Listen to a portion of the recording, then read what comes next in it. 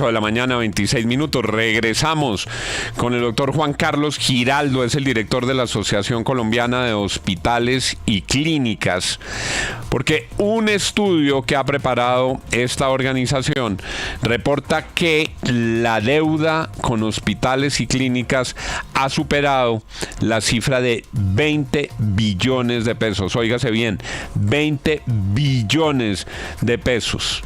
Con corte a junio de 2024 estaba cercana a los 19 billones, era 18.9 billones y luego pasó la barrera de los 20. Se ha incrementado esa cartera y eso lo que querría decir es que los flujos no están llegándole a las clínicas y a los hospitales. Y dicen que dentro de esos 20 billones de pesos, más de 10 billones, es decir, más de la mitad, están generados por las EPS intervenidas, siendo la nueva EPS la mayor deudora del sistema. Doctor Giraldo, buenos días. Don Juan, buenos días para usted y para toda su audiencia. ¿Son correctos los datos que hemos suministrado ahora a nuestra audiencia?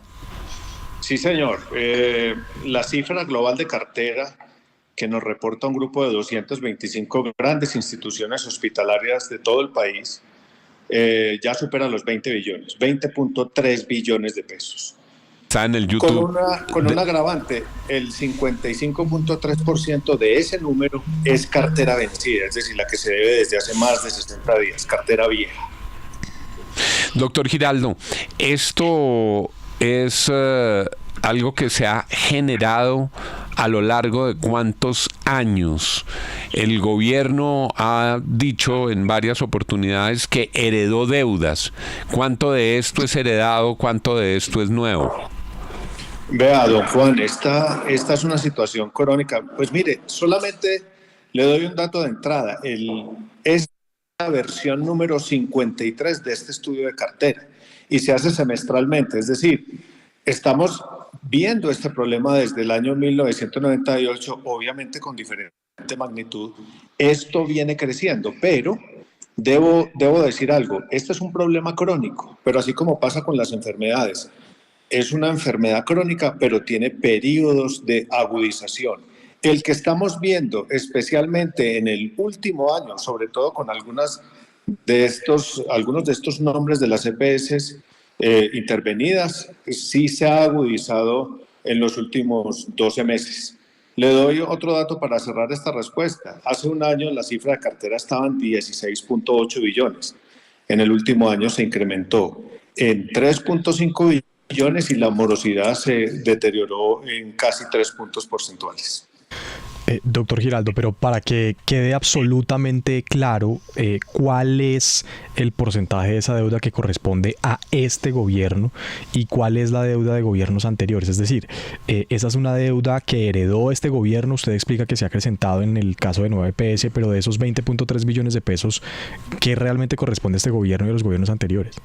No, es que es muy buena la pregunta porque no es que haya como un corte y empieza otra vez a contar una deuda, no, esto es continuo porque la atención nuestra es continua. Pero la pregunta es buena porque permite responder lo siguiente. Los que le deben a los hospitales y a las clínicas y a los prestadores no son solamente las EPS. En este estudio usted ve cómo el 75% aproximadamente son EPS del contributivo y el subsidiado. Hay un 9% de esa cifra, que son como 1.8 billones de pesos, que tiene que ver con entidades del Estado. En entidades del Estado están las entidades territoriales, gobiernos departamentales, municipales, la propia ADRES está ahí.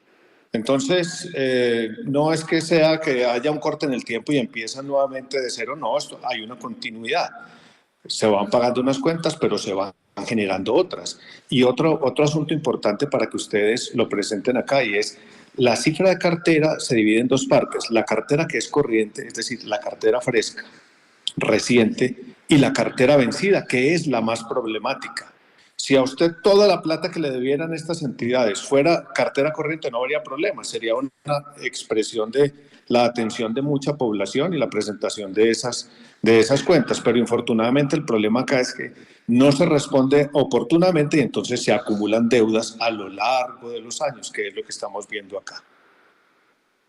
Doctor Giraldo, hemos visto recientemente cierre de algunas unidades especializadas en distintas clínicas y hospitales del país. Hoy, ante esta situación y la cifra que usted está revelando, ¿cuáles diría son los 3 más grandes hospitales o clínicas en Colombia que podrían cerrar o que tendrían que cerrar parte de sus servicios por no recibir ese flujo de recursos? Mire, no es fácil anticipar porque yo lo que les puedo decir es, este es un tema general. Ustedes han registrado las noticias de varias instituciones que han cerrado todas. Eso es decir, un hospital o una clínica no se muere de un día a otro y se cierra.